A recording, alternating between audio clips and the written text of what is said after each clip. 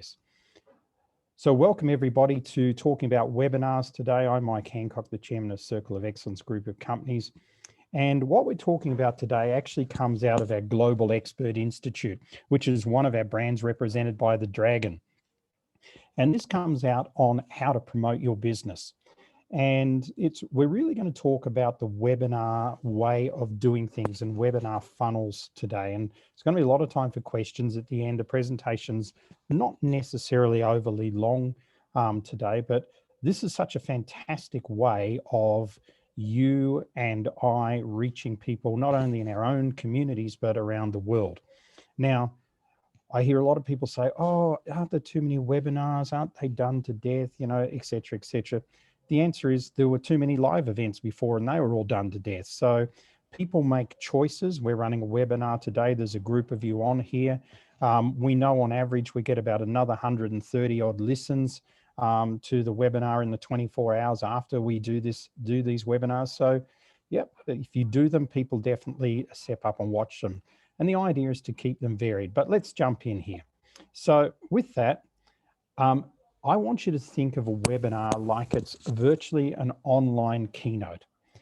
Now, it's really fascinating what's happening because of COVID. And because of COVID, people are trying all these fancy ways to be very interactive online. And they're using different platforms. They've got like different rooms they're using through Zoom. So they're also using things like Mentimeter and, you know, other processes where people can network online and things like that. For the most part, and I've seen a lot of people go on and use these things, they're not actually working.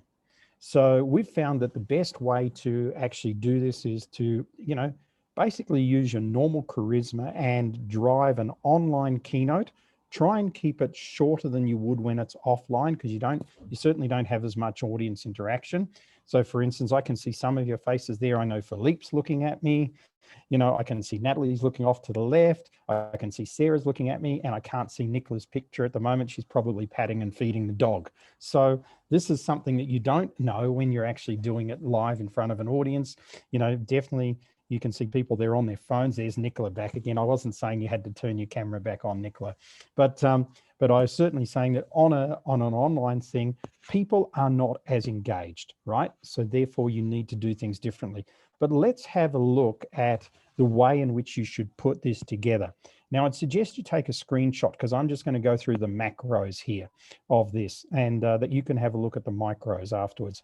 But this is really how to prepare your presentation. Because when you're doing a webinar, what you want is you're not doing it necessarily to people to just give them information, although in these webinars, that's exactly what we do. But mostly our webinars that we do are there to create some sort of desire for people to want to do things more with us. So we have a Circle of Excellence member. I think she's on this webinar, Melanie, right? She became a Circle of Excellence member because of a webinar. That's her first interaction with us. So you guys are Circle of Excellence members, you know what that costs. So therefore you can say, well, there's a sale literally with somebody who's on this webinar that came from a webinar. And so, you know, it's not a $25 sale or a $100 sale or anything like that. So you can sell, the most I've ever sold off one webinar to one person was $80,000. And it was an $80,000 program. I sold that a number of years ago now, but I consistently sell $20,000 and $30,000 off webinars, and consistently webinars have around a $20,000 to $50,000 sales ticket on them if you partner up properly. And we'll talk about that as we go through.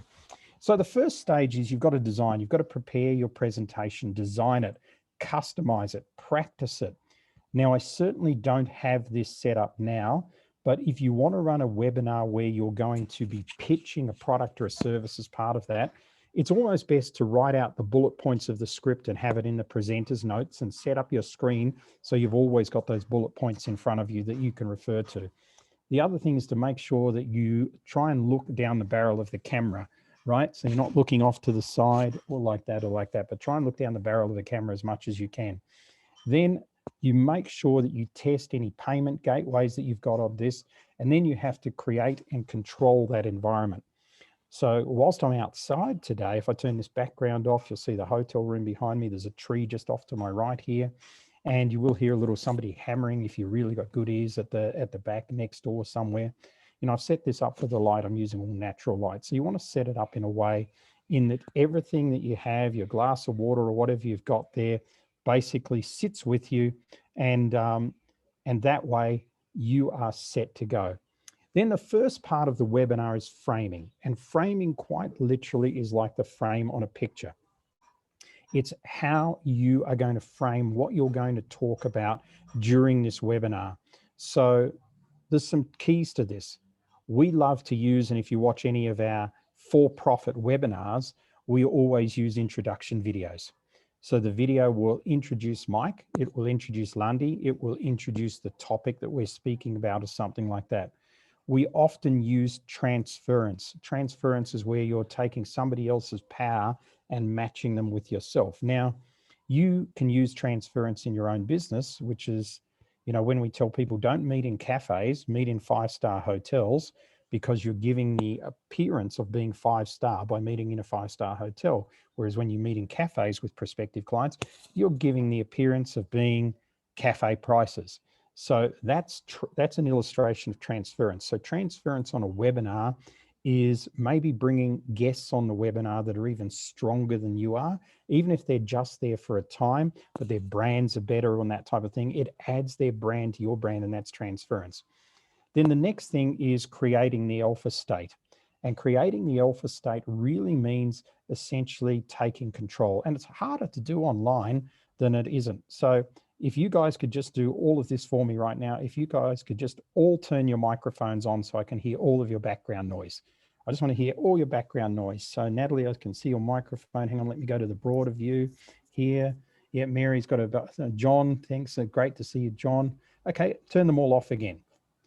Okay, perfect. Thank you so much. So what that's doing is I need to take control on a webinar. So I get you to do things. A typical way to get people to do that is go to the chat and write this. Go to the chat and tell me how you're feeling about that. That's putting you definitely in control of the webinar. And then basically uncovering your agenda, talking about the timing of the webinar, and then why and what the webinar is about. And then moving on to the third area, you need to move into story.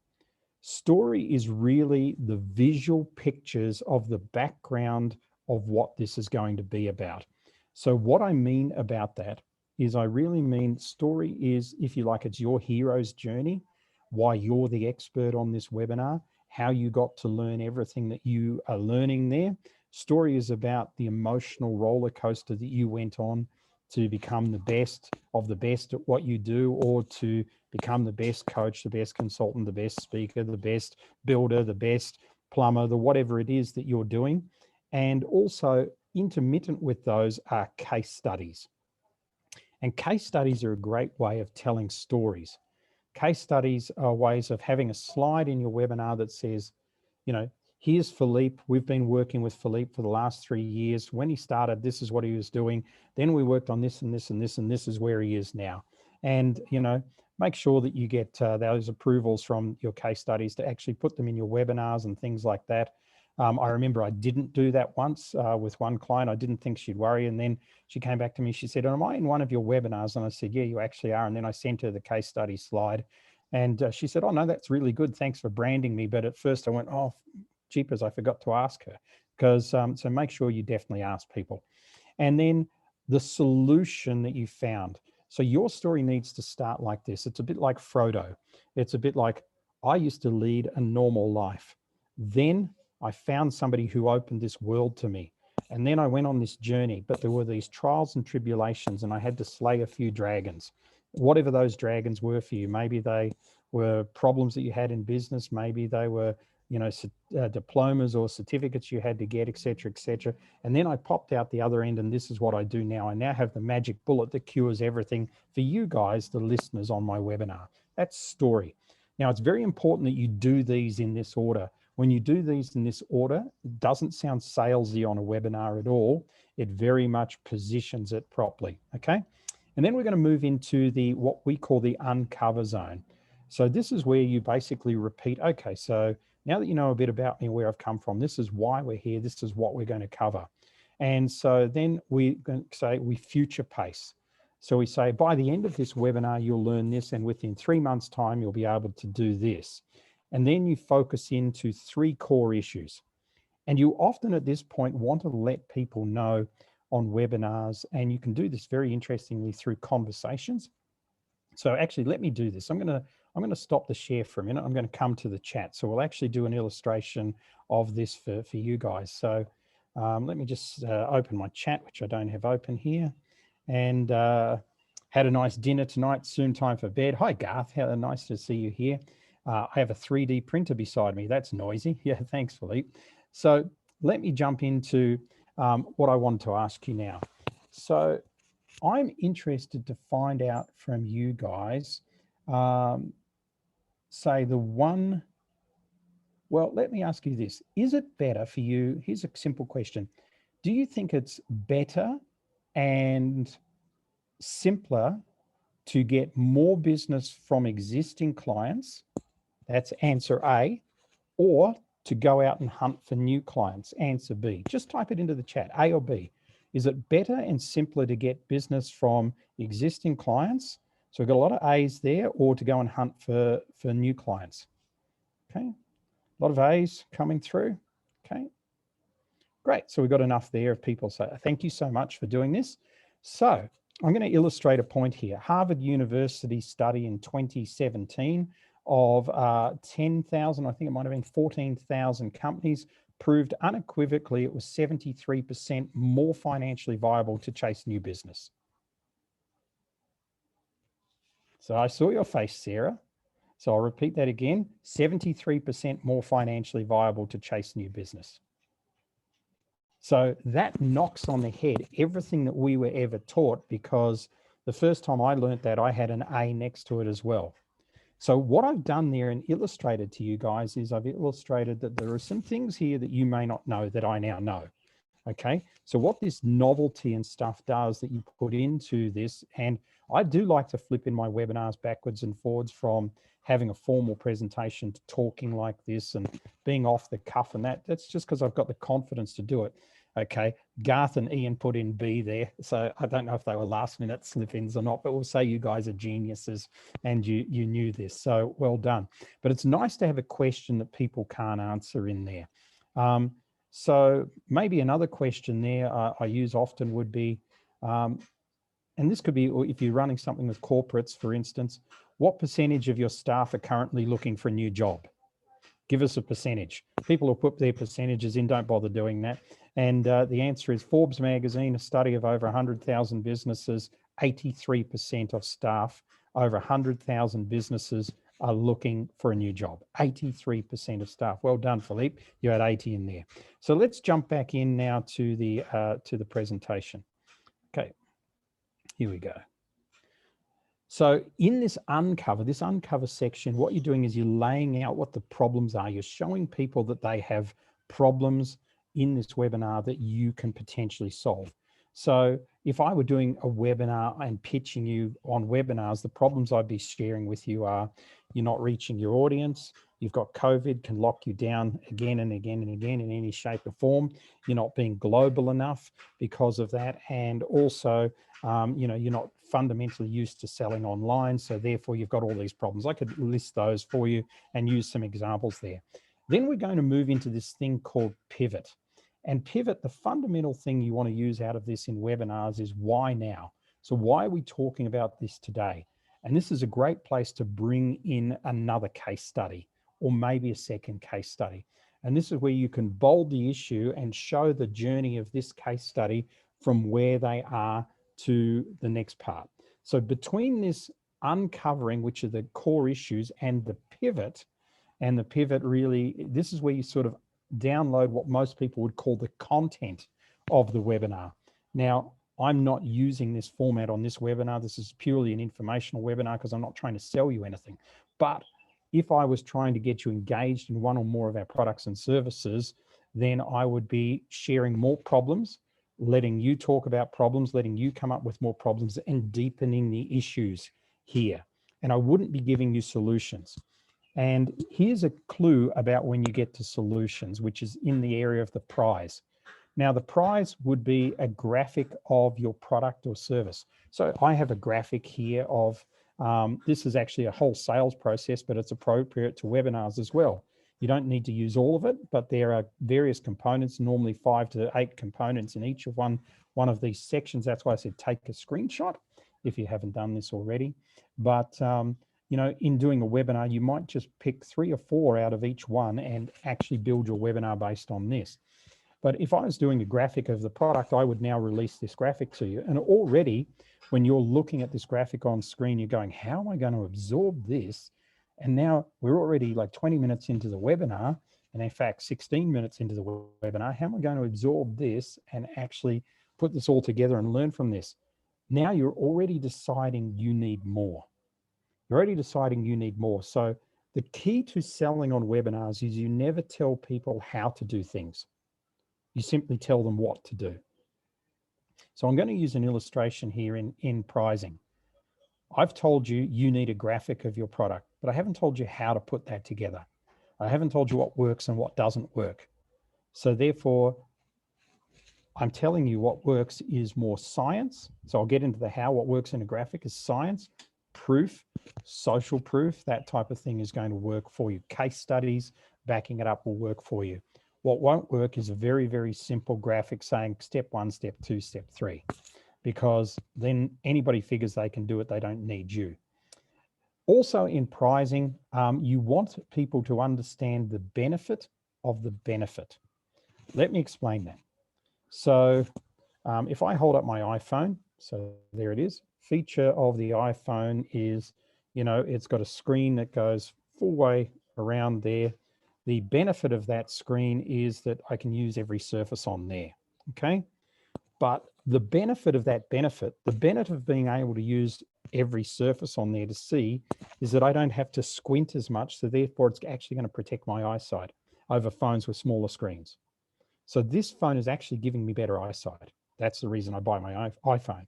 So the benefit of the benefit is the emotional value of the benefit of what you're doing. And when you have that in your prize for a webinar, then you will actually, you're going to start getting people interested. You're going to start getting people talking to you. And wherever you've bought something on a webinar, you've bought it because of the emotional value of how you will feel once you benefit from it. So whether you've bought a how to play piano online course or whether you've bought learn how to make great webinars course, you've bought it because of the emotional value that you'll feel after you've experienced the benefit of that course.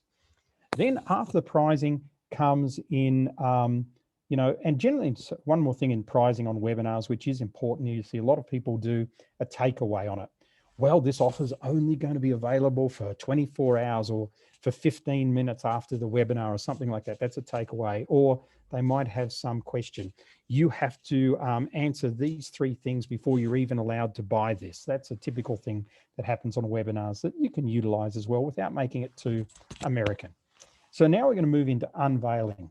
So this is where you start to move into depth on your system. So if I was unveiling, I wouldn't do the whole system, the whole growth by design and the 9 points here. I might unveil one of these points. I might just pick one that's really a really good one that people really like, say story, and I might share in full detail how to actually go into story. So the 6 points in story, I might share those 6 exact points for you. So that's what I might do to show you that this is so much bigger and you can learn so much just by learning from that. Then I would talk to you in general terms about if you do this, if you buy this growth by design process, this is what it will do for you. This is what it's going to mean for you. And then a good one is this is who it's for, and then this is who it's not for. So I might say to you, if you have to sell anything, but you don't like selling, then this is for you. But if you're somebody who just wants business to come to you and doesn't really want to have to talk to anybody, this is definitely not going to be for you. If you don't like interviewing people, this is not for you. If you don't like selling online, this is not for you. So you might do that type of takeaway there. And then in unveiling, you can often do, so I just want you to imagine that once you learn this process, where you're going to be in just 3 months' time, when you're going to be able to do your webinars, et cetera, you're going to be able to get results, so on and so forth. You might decide to put another case study in here. If you can get 3 case studies into a webinar of clients that you've worked with in the past, not testimonials. Testimonials don't have the strength of case studies unless they're video. So, you know, there's some great video testimonials that you can put into webinars. We tend to use 1 or 2 all of the time. In fact, we just got a one testimonial a couple of weeks ago that we're going to use in a lot of online webinars because it's just phenomenal. But case studies have much better. Then let's move into this irresistible offer. The irresistible offer. Actually, I want to do one more thing on unveiling. Point 6 there. And remember to take a screenshot. Ask people to qualify themselves. So this is where I could stop this, go to the chat and say, okay, I want you to type in whether you think that if you went through these 9 sections and these 5 to 7 points in each section, whether you would A, become a better salesperson, B, be able to build better webinars. Who thinks that? And then you put that in and into the chat. So I'm asking you to qualify yourself there. And of course, when you put that into the chat on something like Zoom, we're recording this. So therefore, you know, from that aspect, we'll have the chat recorded as well. So we can go back and go, oh, John said, yes, I need to follow him up. Melanie said this, I need to follow her up, so on and so forth. So that gives you good ways to follow up people that are actually interacting with you. Because, you know, if you've got 100 people on a webinar, maybe you don't want to follow up the 30 of them that just sat there and said nothing. You just want to follow up the ones that are truly interactive, depending on what your product or service is. Now let's go to irresistible offer. So irresistible offer is where you're going to list out exactly what they get. This is the part where typically, and we'll look at it maybe a little bit of an irresistible offer later on, but typically where they get this and they get the free set of steak knives and, you know, they get home deliveries to their house for the next 12 months of pizzas if they buy this coaching program or whatever it is that your irresistible thing there. But again, having a case study in here on the result. Don't overdo case studies, 3 maximum in a webinar, but this would be another place to put one, potentially here. This is where you put this special today only offer. You can only get this today, but if you do that stuff, make sure it is only today. Some things we've done well on webinars is we've said within 15 minutes after this webinar, the live webinar, the price is going to go up 20%. And you will see that if you go to the buy page, that the price is up 20%. Now we're going to hold it there for 2 days, then we're going to double the price. We've had a lot of people actually buy within that 48-hour period at the 20% up on the special webinar price, because people tend to go back to these things as well, and they tend to look at them again and again, especially when they're recorded. And then let's move into the last thing. You can gift in things as well. So you can put guarantees in there. You can sweeten the offer. So today I'm going to add in this other program. I'm going to add in this bonus. You know, I'll give you a one-on-one call or something that I don't normally do. All of those sorts of things you can do in webinars. And then you get to the decision point. So I like this. Number 1 is my favorite way to close off a webinar when I'm selling something. I say to them, right, now we're going at the decision point here. You have literally 3 choices. You can, number 1, just have listened to the webinar, try and work all of this out for yourself. And I wish you all the very best. And thank you so much for listening. We'll see you on the next webinar. Number 2, you can actually go into this product and you can get the DIY version of this. And we'll take you step by step through this so that you can understand it. So buy it, right? And number 3 is once you've bought it, and if you really want some help with this, then reach out to us and start working with us on this. Obviously, we'll have to charge you for it, and there will be some more money involved. But if you really need help once you get into this, we're there to help you. So that paves the way for a natural upsell. And some people just come to you offline and say, I'm really going to need some help with this. How much is it, etc. And then you can start conversations. You can make the decision, as I said, time sensitive. You can put what I call a moral frame around this. Moral frames are great ways to close sales. And they're, you know, because you get to people and a lot of people will just give you the I want to think it over thing. And on a webinar, silence means I want to think it over. So you can literally say to people on a webinar, everybody raise their right hand, and I can see these photos, right? So I look at the photos and I go, okay, Melanie, you're not raising your right hand, so I can pick on you. And then, okay, I just saw John is, so thanks, John. And then take your right hand and just put it on your heart. And you can do this and just say, just ask your heart whether this is a good decision for you or not today, and follow your moral compass. So if you feel this is right, then you should do it. Don't overanalyze it. And if your heart says don't do it, don't do it. So it's a really good way of getting people around some of the stuff that's going on in their head. And you can do that on face-to-face calls as well. That happens.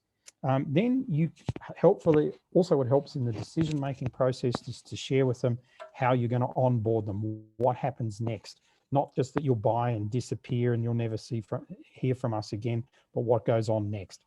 By the time you've gone through this process in any product or service, I don't care whether you sell fresh flowers or whether you're selling a coaching program, whether it's tangible or intangible. This process, we've taught this to people, around the world, and it's based on some processes that we worked with some of the best people in the world at designing webinars. So, for instance, I can tell you that there's a guy in Texas, Gordon Bond, who sells women's purse-sized handguns based on this process. He sells firearms based on webinars to women. And I can tell you that if you've ever been to New York and you have bought a hot dog off a corner stand in New York, those hot dog stands franchised are sold using this process. So this is one of our trademark processes, but it will help you understand webinars. Let's move on. So for instance, this is a package point. So we might be selling you a sales mastery program. And this is actually a slide off one of our webinars. And this is really, so we're saying, and this is not to be repeated off it. It's only valid for 15 minutes. We're going to give you a high level coaching program, 3 months. Those coaching clinics and the programs valued at $3,995. I would have already discussed what's in it. Then we have a full resource center and various other programs. Those programs are sold separately for $10,000. Then there's a trusted community of like minds. They're priceless. And then we have these Success in Motion webinars that we run, once a month during the first 3 months. They're worth this. We package that up today, never to be repeated. The price is going to double in 15 minutes. And then tomorrow it's going to go up 4 times. It's $695. So if you don't act in the next 15 minutes, if you take more than 15 minutes to act, the price is going to be, basically $1,400.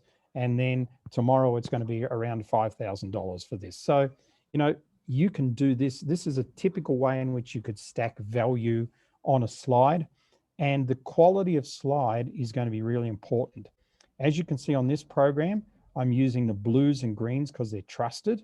I've got fonts that are easy to read, even if somebody's watching it on a phone from that, especially the price points. I've got the bolds on the value systems in there, so as well. And I've got the red light on only valid for 15 minutes. So there's a lot of psychology in building this stuff on webinars. Spend time on your slides, or if you can't and not good at doing that, then have somebody else build out your slides for you. The next thing is we want, on this one, there's 100% guarantee. So there, now you want to discuss your guarantee that you have with these people as well. So this guarantees 30 days, you've got to have this program. After 30 days, if you're not happy, just tell us, we'll refund you your $695. That's a fairly typical thing. But as you can see, all I've done is overlay the template with the satisfaction. So here's some other tips and techniques to use on webinars. Number one, use polls. So a good polling system to use is Mentimeter. So for instance, I wonder if I've got my Mentimeter open. Let's just share it because I'm using this one tomorrow in a live event, actually. Let's just see if it's up there before I go doing this. Google, is it still there? Yep, okay. So I'll just show you this quickly. I wasn't planning to, so just give me a second. But this is quite typically, we're using this. This is in a live event, but we'd use this on a webinar at the moment. So we get people to grab their phones and take their QR code. Now you can't do that. It's not going to work at the moment because I'm not going to take you through the presentation per se.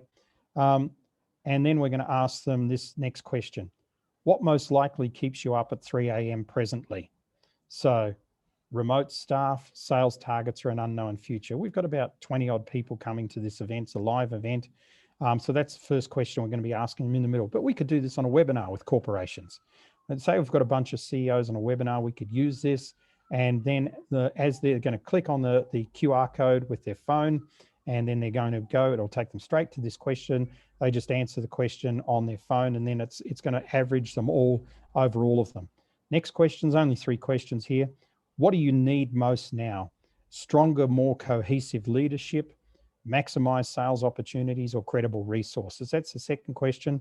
And then the third question, I've used 3 different types of very simple questions here. How would you rank the following issues? Employee mindsets, keeping going, profitability and sustainability, understanding the whole online world, uncertain supply chains, and staff turnover.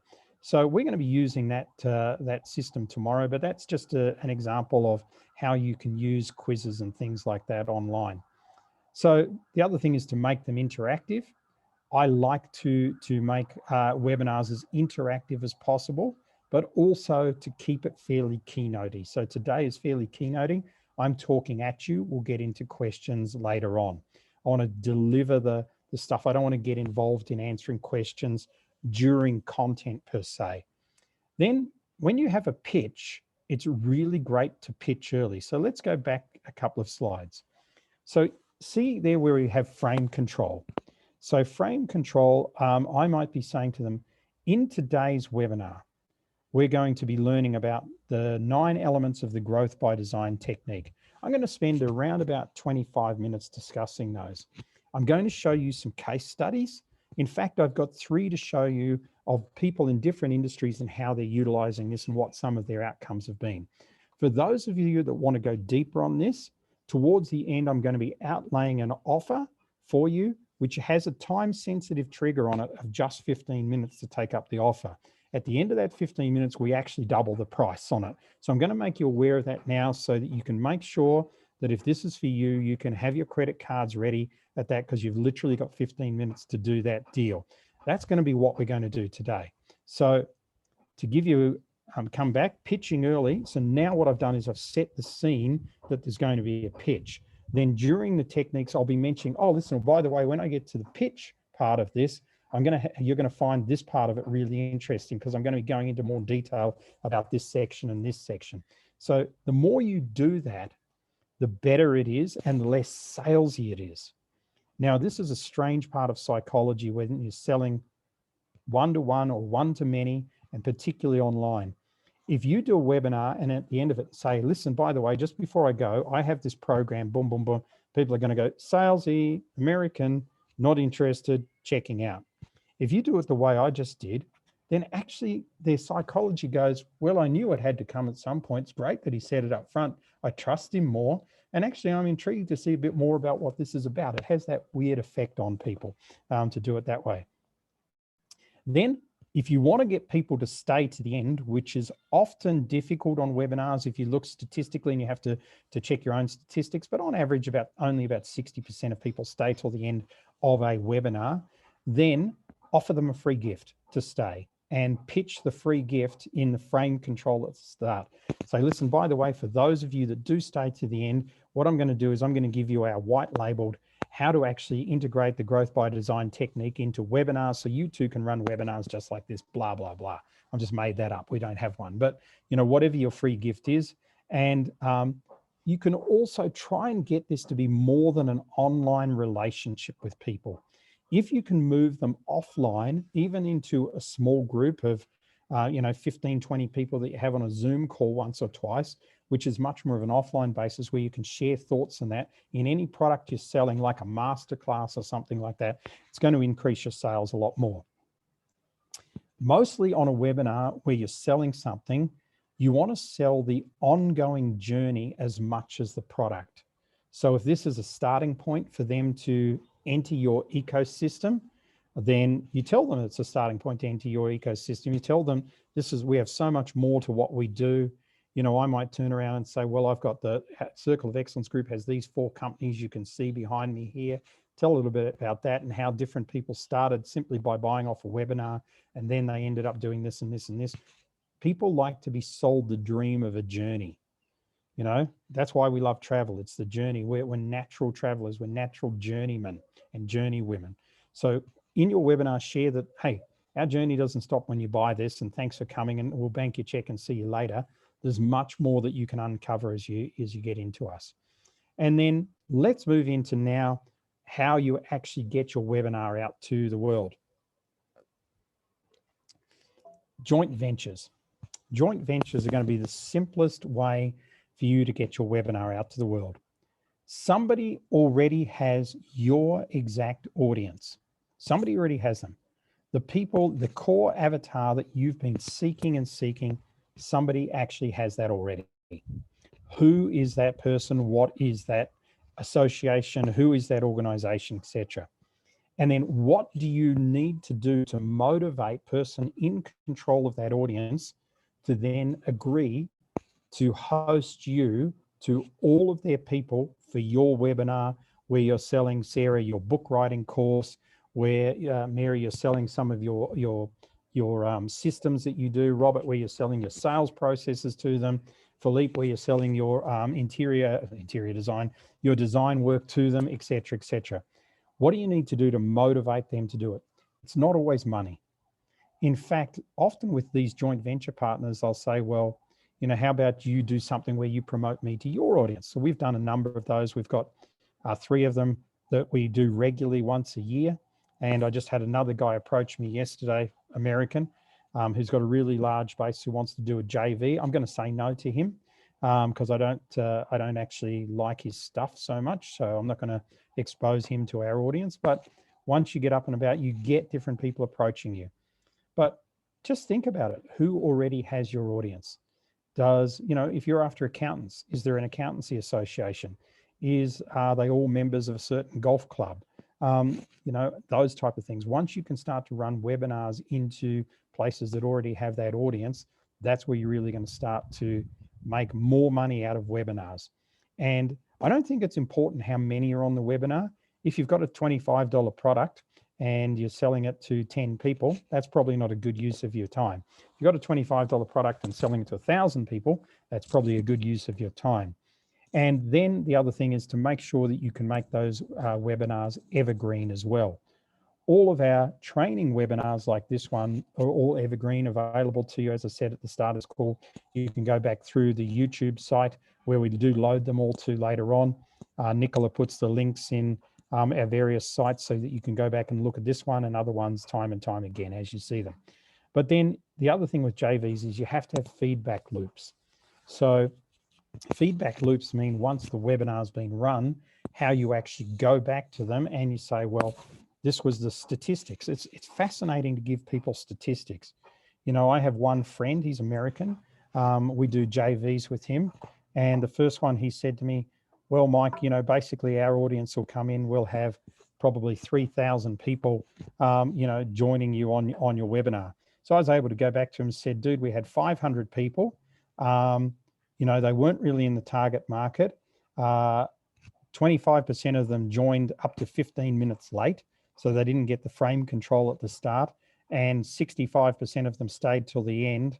And it seems that statistically it was this group of people. And by the way, here's our sales, here's our views on our sales page, here's our conversion rate, you know. And actually with him, I remember the product converted well, but there wasn't a lot of views on the sales page out of those people. So I was able to go back to him and said, your audience isn't right for us.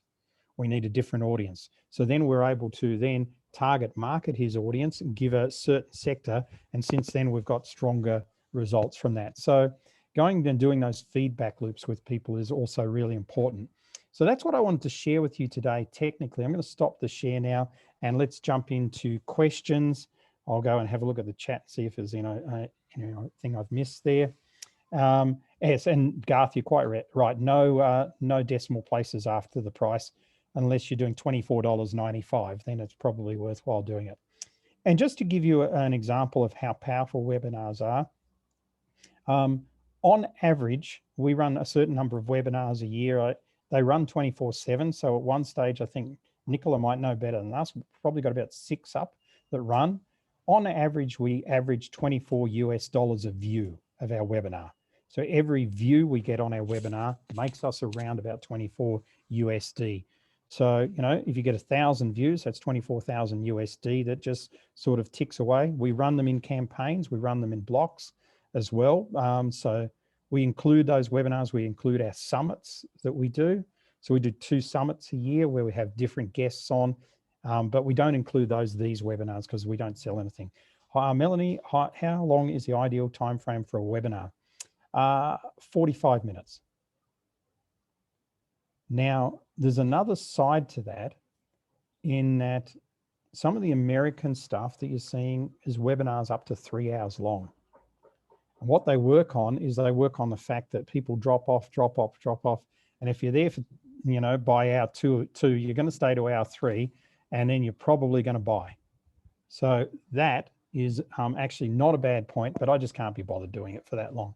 So 45 minutes works really well. Any less and you don't get enough chance to tell the story. Philippe says, I've been to super long webinars, like 3 hours to many days. Is that still relevant? I think it's very location specific, Philippe. So I think, you know, definitely in the Midwest of America where people are living in snow in the middle of winter and they're locked down and there's not a lot going on in their town, they'll definitely watch those. But I think in a vibrant city like Singapore or Sydney or Melbourne, you know, people don't have that time necessarily to do that. So I think it's a rare being that will stick around that long. How many slides versus talking? I think if I'm doing a 45-minute webinar, I normally have about 40 to 50 slides, Sarah. But some of them I just flick through. Some of them are visual. Some of them there to tell the story. So that's not like I explain every slide, but a lot of slides are visual. So, you know, they don't necessarily have a lot of words on them or something like that. They're for trigger points for me to tell a certain story or something like that and give people visual context. But I also like coming off and on webinars here, and you'll get, you know, professional webinar hosts that say, don't break the flow. But I find it really good to break the flow and gets people more interactive. John, thanks for this. Live compared to pre-recorded, both work, John. So the best ones that work actually, in my view, are live, but then you record that live. Now, there's some tricky software out there. If you're using something like Webinar Jam also records all of your comments. So therefore, when they're watching, if somebody happens to be watching a replay, the comments are coming up just like your comment just came up then, timed at a certain part. So people think it's live. Now, they're not going to get a response to their comment unless you have somebody literally, you know, an auto bot or something replying back saying, Mike will get to more things if he can, or something like that. I find that to be pretty tricky. We've used it in 2016, 2017. We don't use it anymore. But we do have a lot of pre-recorded webinars out there now, but most of them have been live webinars that are now pre-recorded. And so, and I literally say, when I do that, I literally say, listen, some of you are watching this live and others of you are actually watching the recorded version. Sorry if you're on the recorded version, you can't interact, but if you want to ask a question, send a question too. So I let them know, you know, generally the more upfront you are with people, the better. Okay, other questions? Anybody else? Now, feel free to unmute your microphone if you want to ask a question as well. Can't be Mike, bothered. I have a question. It's Sarah. Hi, Sarah. I'm assuming that when you present the concept of a webinar, you are, it's a topic-based thing. It's saying to somebody, here's the books that are getting published in 2023, or these are the 20 mistakes writers make, and that the sales comes as an evolution of your expertise. And how do you play that out to draw people in, yeah, and then make a sale at the end? I think that's what I find challenging.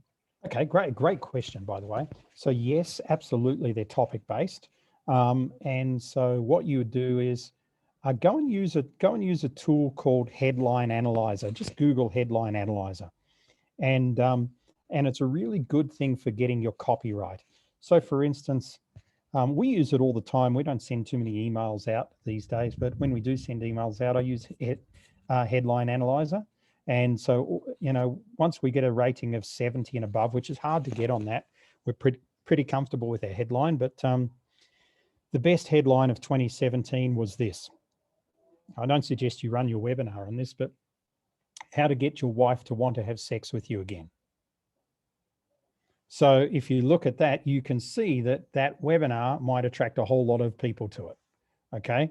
Because it's got that novelty, it's got that sassiness, it's got that sort of title to it. We ran a webinar many years ago that was really well patroned, and the brand of the webinar is how to flip a finger at the Joneses next door, which was really about the whole concept of keeping up with the Joneses. So, you know, and basically our marketing that went out had a picture of somebody doing that. So it was really obvious from the marketing. So people, you know, again, it's really topical, it's aggressive, it's all of that sort of stuff. It's cutting edge, blah, blah, blah. But that's the getting people there. Then simply follow the process that I just told you on the webinar. So for you, you're in the book course business. So guys, on this webinar, I'm going to be telling you about the 5 mistakes that new writers who are trying to write their first book normally create, and why that book doesn't get published and why it ends up just sitting on a shelf in their own room as a manuscript. Now, what I'm going to do today, apart from those 5 things, I'm going to give you 3 case studies. So I'm going to show you exactly 3 people who've actually got through this to the end, got their books published, and actually have got very, very good responses to those books, one even becoming an international bestseller. And then for those of you that want to take this deeper, I'm also got an offer for you that I'm going to share a little bit later on, but let me tell you a little bit about it now. There's people on this call today that are absolutely ready to get their book out. They've been playing with this for years. And today is their day where they said, I've come to this webinar for a reason. I'm ready to make a start. Well, if that's you, then I've got something that you're really going to love, because I've got a once in a lifetime opportunity that we're simply not going to repeat, that I'm going to talk about later on, where I'm going to work with you online and also in an offline basis, wherever you are around the world. So we're going to be one-to-one on Zoom on that. And I'm actually going to take you through the process, which is going to get your book published. So if you're excited about that, let's leave that till later. Let's now jump in. There's your frame. Okay. Once you've done that frame, everything is up front. Everything is really very honest and transparent is the word. And you're going to have people, and if you listen to the psychology that I put in that, you've got to think about that. I'm used to doing it. I said, for some of you, so I'm not saying it's for all of you, for some of you on this call, you've been playing with this idea for years, and you're on this call because you are ready to take action. You want to know how to do this, and you're in the right place today, right? So it's that sort of talk that makes people go sit there and go, I'm in the right place today. And those people will take action. So that's why having those little notes on the bottom of the screen using your presenter notes can be really, really useful for doing that if you can't remember how to do that, or are not used to doing those sort of pitches. Okay, other questions?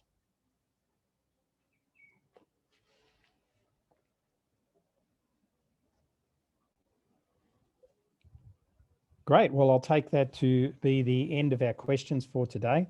I'm just going to put the slide deck back up for a second here, just simply because you may wish to, those of you that said, oh, I should have taken a photo of that, the growth by design technique, so I can look at this a little bit more in depth now. I want you to be able to do that and just grab it if you haven't got it. So we'll put that up for those of you that want to take this. If you are a Circle of Excellence member, you can access this at any time. So 3, 2, 1, it's gone. Melanie, I see your hand up, so I'll get to your question just after this. 3, 2, 1, and it is gone. Okay. So Melanie, your question. Just don't forget to unmute. Question, Mike. You mentioned something about you don't use the email very much anymore. So, I mean, I hear you in terms of putting out using a JV is like a really good way, but what other ways would there be to get your webinars out if you're not sending emails? We do a lot of targeted stuff these days, so we're much more likely to use LinkedIn than we'll use we'll blast out an email. So instead of doing what typically is the American way, is to send 13 emails for one webinar, we might send 2 emails to our list, tap into LinkedIn, and do some joint venture partnerships.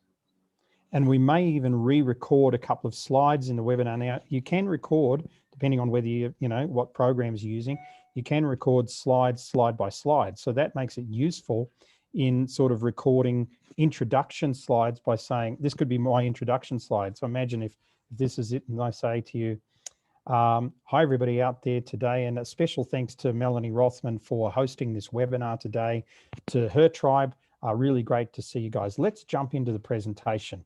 Then that slide's recorded, and then my next one is, hi everybody, great to be on the call today. Thanks so much for being part of Sarah Bullen's tribe, and I'm really looking forward, but all the rest of the webinar is the same. So by patching those together, you could essentially do that. So you just change the front end of it. And other ways, one other way that's worked really, really well for us is I literally pre-record the webinar. So, and I'll say to you, the introduction will be, thanks everybody for being on our web today. Now, I want to make sure that you do know that I'm on here live, okay? I am definitely on here live. This is me in the flesh, but guess what? You're not watching me live. I'm actually sitting here ready in the chat box to answer all of your questions as we go through and interact with you. So I'm going to facilitate this video of me that you're watching now, taking you through this process. Then I'll do the frame. That'll be part of the frame, but then I'll do the frame. And then I'll go, hi everyone, Mike here. You can ask me any questions as you want to do in the chat. That actually works really well, because then you're creating interaction with people. They're happy to watch your video, but you're getting that interaction going as well. So, you know, I might get to one part in there and I might go, private message John. So I'll look at the photos on the thing and I'll see, well, again, Nicola hasn't got her photo on. So I might go to her and go, Nicola, by the way, you know, do you think this is right for your business or not? I'll ask her a personal question, see if she responds. So I'll go, okay, she's not engaged. Mary with her curtains in the background there. So I say, hi, Mary, how's the weather in Dublin today? Do you think blah, blah, blah? So I'll ask her that question. So this is a really good way to actually create interaction as well. And sometimes Lundy and I do that together where we're doing a joint webinar. So if you're doing it with another person, the other person can interact on the chat, which also makes it really interesting and engaging for people. Time for one last question. Just feel free to unmute. Otherwise, I want to thank you all for being on the call today. Lovely to see everybody happy and smiling around the world. We'll see you next week at the same time, same place, same channel. Thanks, everybody, and bye-bye for today. Thanks, Mike.